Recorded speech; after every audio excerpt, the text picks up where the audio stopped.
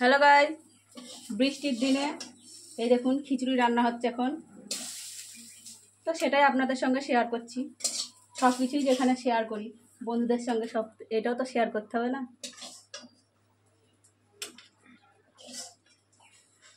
বৃষ্টি বাইরে, গরম গরম খিচুড়ি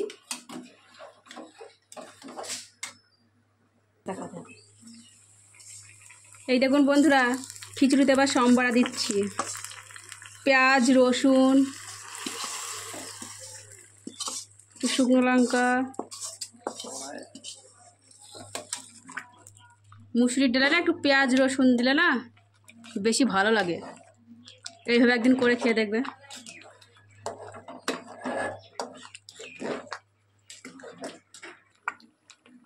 এর মধ্যে একটু ঘি দিচ্ছি।